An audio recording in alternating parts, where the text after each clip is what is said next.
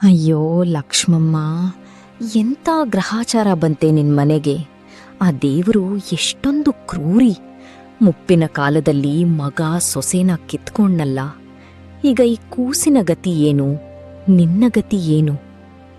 ನನ್ನ ಗತಿ ಏನಾದ್ರೂ ಆಗ್ಲಿ ಪಾರ್ವತಮ್ಮ, ಆದ್ರೆ ನನ್ನ ಮೊಮ್ಮಗನಿಗೆ ನಾನು ಅನಾಥ ಅನ್ನೋ ಭಾವನೆ ಬರೋಕೆ ಬಿಡಲ್ಲ. ಇವನಿಗೆ ಇನ್ಮುಂದೆ ಅಮ್ಮ, ಅಪ್ಪ, ಅಜ್ಜಿ ಎಲ್ಲವೂ ನಾನೇ. ಇವನನ್ನ ಬೆಳೆಸಿ ದೊಡ್ಡ ಮನುಷ್ಯನನ್ನಾಗಿ ಮಾಡೋದೇ ನನ್ನ ಉಸಿರು. ಕೆಲವು ಸಂಬಂಧಗಳನ್ನು ದೇವ್ರು ಹುಟ್ಟಿಸ್ತಾನೆ, ಇನ್ನು ಕೆಲವು ಸಂಬಂಧಗಳನ್ನು ಪರಿಸ್ಥಿತಿಗಳು ಹುಟ್ಟಿಸ್ತವೆ. ಇದು ತನ್ನ ಇಡೀ ಜೀವನವನ್ನೇ ಮೊಮ್ಮಗನಿಗಾಗಿ ಮುಡಿಪಾಗಿಟ್ಟ ಒಬ್ಬ ಅಜ್ಜಿಯ ಕಥೆ. ಬೆಳಗಿನ ಜಾವ ಒಂದು ಚಿಕ್ಕ ಹಳ್ಳಿಯಲ್ಲಿ ಸುಮಾರು 75 ವರ್ಷದ ಲಕ್ಷ್ಮಮ್ಮ ತಮ್ಮ ಹಳೆಯ ಮನೆಯ ಮುಂಭಾಗದಲ್ಲಿ ಕುಳಿತು ಒಂದು ಚಿಕ್ಕ ಡಬ್ಬಿಯಲ್ಲಿ ಹಣ ಎಣಿಸ್ತಿದ್ದಳು. ಅಜ್ಜಿ, ಯಾಕೆ ಕೆಮ್ತಿದ್ಯಾ? ನಿನ್ಗೆ ಆರೋಗ್ಯ ಸರಿ ಇಲ್ವಾ? ಏನಿಲ್ಲ ಕಂದ, ಈ ಮುದುಕಿ ದೇಹ ಅಲ್ವಾ, ಆಗಾಗ ಹೀಗೆ ಕೆಮ್ಮು ಬರುತ್ತೆ. 2 ದಿನದಲ್ಲಿ ಹೋಗ್ಬಿಡತ್ತೆ. ಇಲ್ಲ, ನೀನು ಹೀಗೆ ಹೇಳ್ಬೇಡ, ನನಗಿಷ್ಟ ಆಗಲ್ಲ. ಹಾಗಾದ್ರೆ ನೀನೇ ನನ್ ಡಾಕ್ಟರ್ ಆಗ್ತೀಯಾ? ಇಲ್ಲ, ನಾನು ಚಿಕ್ಕ ಡಾಕ್ಟರ್ ಅಲ್ಲ, ತುಂಬಾ ದೊಡ್ಡ ಡಾಕ್ಟರ್ ಆಗ್ತೀನಿ. ಹಾಗಾದ್ರೆ ಈ ಅಜ್ಜಿಗೆ ಉಚಿತ ಚಿಕಿತ್ಸೆ ಕೊಡ್ತೀಯಾ? ನಿನಗೆ ಮಾತ್ರ ಯಾವಾಗ್ಲೂ ಫ್ರೀ, ಯಾಕಂದ್ರೆ ನೀನ್ ನನ್ನ ಅಜ್ಜಿ. ದೇವ್ರು ನಿನ್ ಮಾತನ್ನ ನಿಜ ಮಾಡ್ಲಿ ಕಂದ. ಕಾಲ ಕಳೆದಂತೆ ಕಾರ್ತಿಕ್ ಸ್ವಲ್ಪ ದೊಡ್ಡವನಾಗಿದ್ದಾನೆ. ಲಕ್ಷ್ಮಮ್ಮ ಬೆಳಗ್ಗೆ ಎದ್ದು ಬೇರೆಯವರ ಹೊಲದಲ್ಲಿ ಕೂಲಿ ಮಾಡುತ್ತಿದ್ದಾಳೆ. ಮಧ್ಯಾಹ್ನ ಬೇರೆಯವರ ಮನೆಯಲ್ಲಿ ಪಾತ್ರೆ ತೊಳೆಯುತ್ತಿದ್ದಾಳೆ. ರಾತ್ರಿ ಕಾರ್ತಿಕ್ ಓದುತ್ತಿರುವಾಗ ಅವಳಿಗೆ ನಿದ್ದೆ ಬಂದರೂ ಕಾಯುತ್ತಿದ್ದಾಳೆ. ಅಜ್ಜಿ, ನಿನ್ಗೆ ಸುಸ್ತಾಗಲ್ವಾ? ಬೆಳಿಗ್ಗೆಯಿಂದ ದುಡಿತೀಯ, ರಾತ್ರಿನೂ ನನ್ಗೋಸ್ಕರ ಎಚ್ಚರ ಇರ್ತೀಯ. ನಿದ್ದೆ ಬಂದ್ರೂ ನಾನು ಓದಿ ಮುಗ್ಸೋವರೆಗೂ ಕಾಯ್ತೀಯ. ಇಷ್ಟೆಲ್ಲ ಕಷ್ಟ ಯಾಕೆ ಪಡ್ತೀಯ ಅಜ್ಜಿ? ನನಗ್ಯಾಕೋ ಸುಸ್ತು ಮರಿ. ನೀನು ಓದಿ ದೊಡ್ಡ ಡಾಕ್ಟರ್ ಆಗ್ಬೇಕು. ಬಿಳಿ ಕೋಟ್ ಹಾಕೊಂಡು ಆಸ್ಪತ್ರೆಯಲ್ಲಿ ಓಡಾಡ್ತಾ ಇದ್ರೆ ಅದನ್ನ ನೋಡಿ ಈ ಅಜ್ಜಿಗೆ ಎಲ್ಲ ಸುಸ್ತು ಆರಿ ಹೋಗುತ್ತೆ. ನೀನು ಓದು, ನಿನಗ್ ನಿದ್ದೆ ಬಂದ್ರೆ ಹೇಳು, ಹಾಲ್ ಕಾಯಿಸ್ಕೊಡ್ತೀನಿ. ಇನ್ನು ಸ್ವಲ್ಪ ದಿನ ನನ್ನ ಕಾರ್ತಿಕ್ ಡಾಕ್ಟರ್ ಆಗ್ಬೇಕು. ಅದೇ ನನ್ನ ಕನಸು. ಅಷ್ಟರಲ್ಲಿ ಪಕ್ಕದ ಮನೆಯ ಪಾರ್ವತಮ್ಮ ಅಲ್ಲಿಗೆ ಬರುತ್ತಾಳೆ. ಲಕ್ಷ್ಮಮ್ಮ, ಈ ವಯಸ್ಸಿನಲ್ಲಿ ಇನ್ನೂ ಕೆಲಸ ಮಾಡ್ತೀಯಾ? ಸ್ವಲ್ಪ ವಿಶ್ರಾಂತಿ ತಗೋ. ನನಗೆ ವಿಶ್ರಾಂತಿ ಬೇಡಮ್ಮ. ನನ್ನ ಮೊಮ್ಮಗನ ಕನಸು ನನಸಾಗುವ ತನಕ ನನ್ನ ಕೆಲಸ ನಿಲ್ಲಲ್ಲ. ಪಾರ್ವತಮ್ಮ ಕೆಲವೊಂದಷ್ಟು ಕಷ್ಟ ಸುಖದ ಮಾತುಗಳನ್ನಾಡಿ ಅಲ್ಲಿಂದ ಹೊರಟು ಹೋಗುತ್ತಾಳೆ. ಪ್ರತಿದಿನ ಲಕ್ಷ್ಮಮ್ಮ ಮನೆ ಮನೆಗೆ ಹೋಗಿ ಸಣ್ಣ ಪುಟ್ಟ ಕೆಲಸ ಮಾಡುತ್ತಿದ್ದರು. ಸಿಕ್ಕ ಹಣದಲ್ಲಿ ಸ್ವಲ್ಪ ತಮ್ಮ ಊಟಕ್ಕೆ, ಉಳಿದದ್ದನ್ನೆಲ್ಲ ಆ ಡಬ್ಬಿಯಲ್ಲಿ ಇಡುತ್ತಿದ್ದರು. ಒಂದು ದಿನ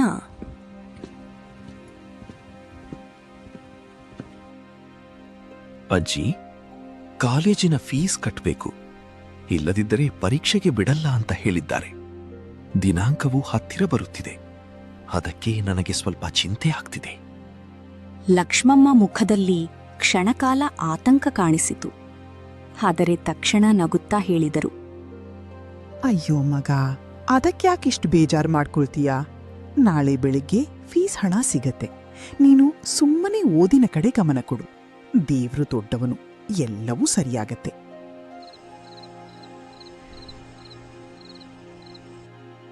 ಆ ರಾತ್ರಿ ಲಕ್ಷ್ಮಮ್ಮ ತಮ್ಮ ಮದುವೆಯ ಸಮಯದಲ್ಲಿ ಗಂಡ ಕೊಟ್ಟಿದ್ದ ಏಕೈಕ ಚಿನ್ನದ ಸರವನ್ನು ಕೈಯಲ್ಲಿ ಹಿಡಿದು ನೋಡಿದರು. ಇದನ್ನು ನಾನು ಎಷ್ಟು ವರ್ಷಗಳಿಂದ ಕಾಪಾಡ್ಕೊಂಡಿದ್ದೀನಿ. ಆದರೆ ನನ್ನ ಮೊಮ್ಮಗನ ಭವಿಷ್ಯಕ್ಕಿಂತ ಇದು ದೊಡ್ಡದಲ್ಲ. ಮರುದಿನ ಬೆಳಗ್ಗೆ ಅವರು ಆ ಸರವನ್ನು ಮಾರಿದರು. ಸಂಜೆ, ಇದು ನಿನ್ನ ಫೀಸ್ ಮಗ, ಜೋಪಾನವಾಗಿ ಇಟ್ಕೋ. ಚೆನ್ನಾಗಿ ಓದು. ಯಾರ ಮುಂದೆನೂ ತಲೆ ತಗ್ಗಿಸ್ಬೇಡ.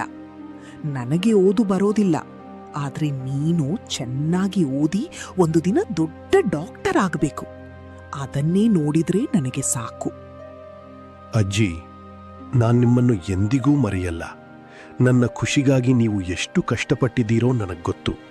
ನನಗೆ ನೀವು ದೇವರಿಗಿಂತ ಕಡಿಮೆಯಲ್ಲ.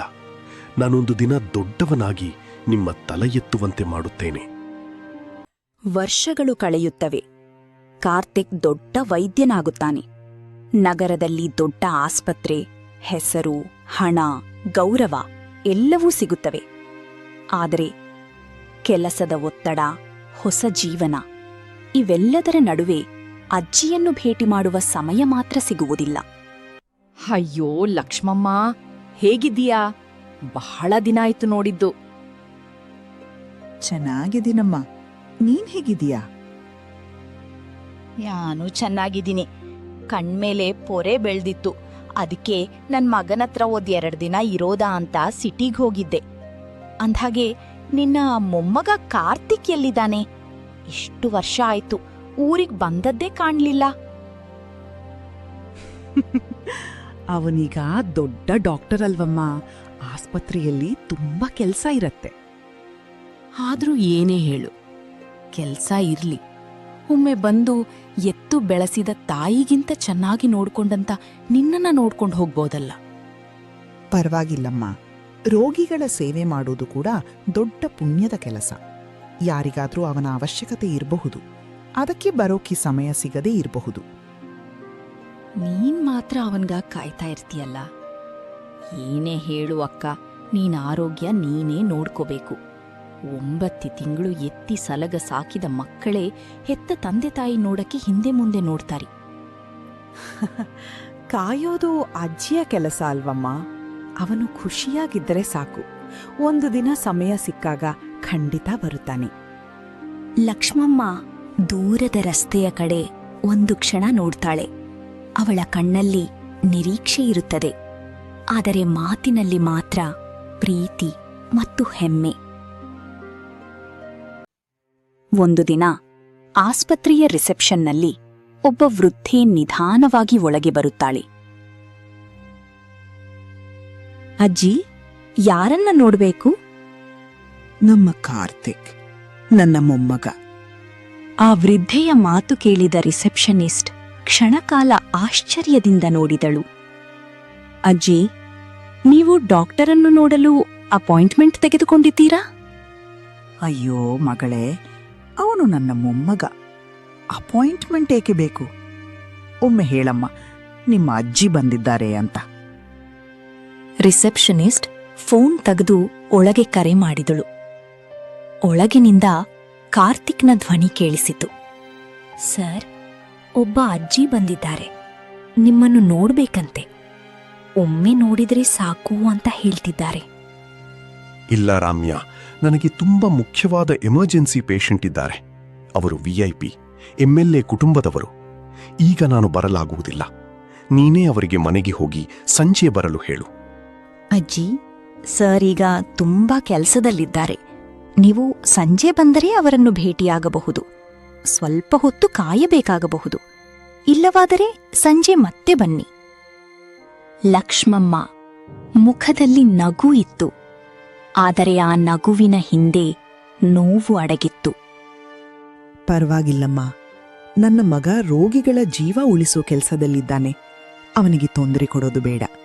ನಾನ್ ಬಂದಿದ್ದೆ ಅಂತ ಅವನಿಗೆ ಹೇಳ್ಬೇಡಿ. ಅವನು ಚಿಂತೆ ಮಾಡ್ತಾನೆ.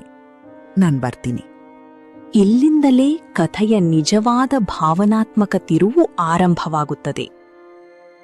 ಕೆಲವು ದಿನಗಳ ನಂತರ ಲಕ್ಷ್ಮಮ್ಮನ ಆರೋಗ್ಯ ತೀರಾ ಹದಗೆಟ್ಟು ಅದೇ ಆಸ್ಪತ್ರೆಯ ಬೇರೊಂದು ವಾರ್ಡ್ನಲ್ಲಿ, ಜನರಲ್ ವಾರ್ಡ್, ಅನಾಮಿಕಳಾಗಿ ದಾಖಲಾಗುತ್ತಾಳೆ. ಅವಳ ಕೇಸ್ ಕಾರ್ತಿಕ್ಕಿಗೆ ಸಿಗುವುದಿಲ್ಲ. ಅದೇ ಸಮಯದಲ್ಲಿ ಕಾರ್ತಿಕ್ ಹಳ್ಳಿಯಲ್ಲಿದ್ದ ತನ್ನ ಹಳೆಯ ಮನೆಯನ್ನು ಮಾರಾಟ ಮಾಡಲು ಊರಿಗೆ ಬರುತ್ತಾನೆ. ನೋಡಿ ಡಾಕ್ಟ್ರೇ, ಮನೆ ತುಂಬಾ ಹಳೇದು, ಆದ್ರೂ ಒಳ್ಳೆ ರೇಟ್ ಕೊಡಿಸ್ತೀನಿ. ಈ ಪೇಪರ್ ಮೇಲೆ ಒಂದು ಸೈನ್ ಹಾಕ್ಬಿಡಿ. ಮನೆ ಖಾಲಿ ಇದೆಯಲ್ಲ? 1 ನಿಮಿಷ, ಮನೆಯೊಳಗೆ ಯಾವುದಾದ್ರೂ ಮುಖ್ಯವಾದ ವಸ್ತು ಇದೆಯಾ ನೋಡ್ಕೊಂಡು ಬರ್ತೀನಿ. ಕಾರ್ತಿಕ್ ಮನೆಯೊಳಗೆ ಹೋಗುತ್ತಾನೆ. ಧೂಳ್ ಹಿಡಿದ ಮನೆ. ಮೂಲೆಯಲ್ಲಿ ಒಂದು ಹಳೆಯ ಕಬ್ಬಿಣದ ಪೆಟ್ಟಿಗೆ ಕಾಣುತ್ತದೆ. ಕುತೂಹಲದಿಂದ ಅದನ್ನ ತೆರೆಯುತ್ತಾನೆ. ಒಳಗೆ ಅವನ ಬಾಲ್ಯದ ಫೋಟೋಗಳು, ಅವನು ಗೆದ್ದಿದ್ದ ಶಾಲೆಯ ಬಹುಮಾನಗಳು, ಅವನು ಚಿಕ್ಕವನಿದ್ದಾಗ ಅಜ್ಜಿಗೆ ಗೀಚಿದ್ದ ಪತ್ರಗಳೂ ಇವೆ. ಅದರ ಕೆಳಗೆ ಒಂದು ಹಳೆಯ ದಿನಚರಿ ಸಿಗುತ್ತದೆ. ಕಾರ್ತಿಕ್ ಆ ದಿನಚರಿಯನ್ನ ತೆರೆದು ಓದಲು ಶುರು ಮಾಡುತ್ತಾನೆ. ಹಿನ್ನೆಲೆಯಲ್ಲಿ ಲಕ್ಷ್ಮಮ್ಮನ ದನಿ ಕೇಳುತ್ತದೆ. ಇವತ್ತು ನನ್ನ ಕಂದ ಕಾರ್ತಿಕ್ಗೆ ತುಂಬ ಜ್ವರ. ರಾತ್ರಿಯೆಲ್ಲ ಮಲಗಿಲ್ಲ. ದೇವರೇ, ಆ ಮಗುವಿಗೆ ಅಪ್ಪ ಅಮ್ಮ ಇಬ್ಬರೂ ಇಲ್ಲ. ಅವನಿಗೆ ಯಾವುದೇ ಕಾಯಿಲೆ ಬಂದರೂ ಅದು ನನಗೆ ಬರಲಿ. ಅವನಿಗೆ ಏನೂ ಆಗಬಾರದು. ದಿನಚರಿಯ ಪುಟ 2. ಇವತ್ತು ನನ್ನ ಚಿನ್ನದ ಸರ ಮಾರಿದೆ. ಕಣ್ಣಲ್ಲಿ ನೀರು ಬಂತು. ಆದರೆ ಕಾರ್ತಿಕ್ ಫೀಸ್ ಕಟ್ಟಬೇಕಲ್ಲ. ನಾಳೆ ಅವನು ದೊಡ್ಡ ಡಾಕ್ಟರ್ ಆದಾಗ ಆ ಸರಕ್ಕಿಂತ ದೊಡ್ಡ ಚಿನ್ನ ನನಗೆ ಸಿಕ್ಕ ಹಾಗೆ. ಅವನಿಗೆ ಈ ವಿಷಯ ಗೊತ್ತಾಗಬಾರದು. ದಿನಚರಿಯ ಪುಟ 3. ನನಗೆ ಎದೆನೋವು ಅಂತ ಡಾಕ್ಟರ್ ಔಷಧಿ ಬರೆದುಕೊಟ್ರು. ಆದರೆ ಆ ಹಣದಲ್ಲಿ ಔಷಧಿ ತಗೊಂಡ್ರೆ ಕಾರ್ತಿಕ್ ಮೆಡಿಕಲ್ ಪುಸ್ತಕ ತರೋಕೆ ದುಡ್ಡಿರಲ್ಲ. ಅದಕ್ಕೆ ಔಷಧಿ ತಗೊಳ್ಳಿಲ್ಲ. ನನ್ನ ಜೀವ ಹೋದ್ರೂ ಪರವಾಗಿಲ್ಲ, ಅವನಿಗೆ ಪುಸ್ತಕ ತಂದ್ಕೊಟ್ಟೆ. ದಿನಚರಿಯ ಕೊನೆಯ ಪುಟ. ಒಂದು ದಿನ ನನ್ನ ಮೊಮ್ಮಗ ದೊಡ್ಡ ಡಾಕ್ಟರ್ ಆಗ್ತಾನೆ. 100 ಜನರನ್ನ ಬದುಕಿಸ್ತಾನೆ. ಆಗ ಅವನನ್ನು ಕೊಮ್ಮೆ ಬಿಳಿ ಕೋಟ್ನಲ್ಲಿ ನೋಡಿದರೆ ಸಾಕು, ನನ್ನ ಜನ್ಮ ಸಾರ್ಥಕ. ನನ್ನ ಕಾರ್ತಿಕ್ ಅಂದ್ರೆ ನನಗೆ ಪ್ರಾಣ. ಕಾರ್ತಿಕ್ನ ಕೈಗಳು ನಡುಗುತ್ತವೆ. ಕಣ್ಣಿನಿಂದ ಧಾರಾಕಾರವಾಗಿ ನೀರು ಸುರಿಯುತ್ತದೆ. ತಾನು ಸಂಪಾದಿಸಿದ ಹಣ, ಅಂತಸ್ತು ಎಲ್ಲವೂ ಅಜ್ಜಿಯ ರಕ್ತ ಮತ್ತು ಬೆವರಿನಿಂದ ಬಂದದ್ದು ಎಂಬ ಸತ್ಯ ಅವನಿಗೆ ಮೊದಲ ಬಾರಿಗೆ ಅರಿವಾಗುತ್ತದೆ. ಇಲ್ಲ, ನಾನೀ ಮನೆ ಮಾರಲ್ಲ. ನನ್ನ ಅಜ್ಜಿ ಎಲ್ಲಿದ್ದಾಳೆ? ನಾನು ಅವಳನ್ನ ನೋಡ್ಬೇಕೀಗ್ಲೇ.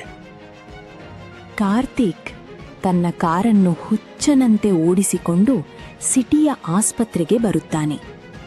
ರಿಸೆಪ್ಷನ್ ಬಳಿ ಓಡಿ ಹೋಗುತ್ತಾನೆ.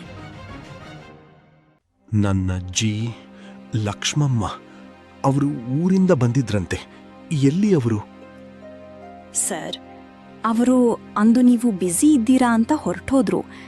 ಆದರೆ ಮೊನ್ನೆ ಹಾರ್ಟ್ ಅಟ್ಯಾಕ್ ಆಗಿ ನಮ್ಮ ಆಸ್ಪತ್ರೆಯ ಜನರಲ್ ವಾರ್ಡ್ನಲ್ಲಿ ಅಡ್ಮಿಟ್ ಆಗಿದ್ದಾರೆ. ಕಾರ್ತಿಕ್ ಓಡುತ್ತಾ ಜನರಲ್ ವಾರ್ಡ್ಗೆ ಬರುತ್ತಾನೆ. ಸರ್, ನೀವು ಡಾಕ್ಟರ್ ಕಾರ್ತಿಕ್ ಅಲ್ವಾ? ನಿಮ್ಮಜ್ಜಿ ಬೆಳಿಗ್ಗೆಯಿಂದ ನಿಮ್ಮನ್ನೇ ಕೇಳ್ತಾ ಇದ್ರು. ನನ್ ಮೊಮ್ಮಗ ಬರ್ತಾನೆ, ಬಿಳಿ ಕೋಟ್ ಹಾಕೊಂಡು ಬರ್ತಾನೆ ಅಂತ ಬಾಗ್ಲ ಕಡೆನೇ ನೋಡ್ತಾ ಕಾಯ್ತಾ ಇದ್ರು sir. I am sorry sir. ನೀವು ಬರ್ತೀರಾ ಅಂತ ಕಾಯ್ತಾನೆ ಕೆಲವೇ ನಿಮಿಷಗಳ ಹಿಂದೆ ಅವರು ಕೊನೆಯುಸಿರೆಳೆದ್ರು. She is no more. ಈ ಮಾತು ಕೇಳಿ ಕಾರ್ತಿಕ್ಗೆ ಸಿಡಿಲು ಬಡಿದಂತಾಗ್ತದೆ. ಅಜ್ಜಿ, ಎದ್ದೇಳೆ ಅಜ್ಜಿ. ನಿನ್ನ ಮೊಮ್ಮಗ ಬಂದಿದ್ದೀನಿ. ಬಿಳಿ ಕೋಟ್ ಹಾಕೊಂಡು ಬಂದಿದ್ದೀನಿ. ನನ್ನ ಕ್ಷಮಿಸೆ ಅಜ್ಜಿ. ನಾನು ಎಂಥ ಪಾಪಿ. ನಿನ್ನನ್ನು ಮರ್ತು ಬಿಟ್ನಲ್ಲೇ ಅಜ್ಜಿ. ಜೀವನದಲ್ಲಿ ಯಶಸ್ಸು ಗಳಿಸುವುದು, ಹಣ ಮಾಡುವುದು ಮುಖ್ಯವೇ. ಆದರೆ ಆ ಯಶಸ್ಸಿಗಾಗಿ ತಮ್ಮ ಜೀವನವನ್ನೇ ಸವಸಿ ನಮ್ಮನ್ನು ಬೆಳೆಸಿದವರನ್ನು ನಾವು ಮರೆತರೆ ಆ ಯಶಸ್ಸಿಗೆ ಯಾವುದೇ ಅರ್ಥವಿರುವುದಿಲ್ಲ. ನಮ್ಮನ್ನು ಪ್ರೀತಿಸುವವರಿಗಾಗಿ ನಾನು ಕೊಡಬಹುದಾದ ಅತಿ ದೊಡ್ಡ ಉಡುಗೊರೆ ಎಂದರೆ ನಮ್ಮ ಸಮಯ. ತಡವಾಗುವ ಮುನ್ನ ಅವರನ್ನು ಪ್ರೀತಿಸೋಣ. ಈ ವಿಡಿಯೋ ನಿಮಗೆ ಇಷ್ಟವಾಗಿದ್ದಲ್ಲಿ ದಯಮಾಡಿ ಸಬ್ಸ್ಕ್ರೈಬ್ ಮಾಡಿ. ಧನ್ಯವಾದಗಳು.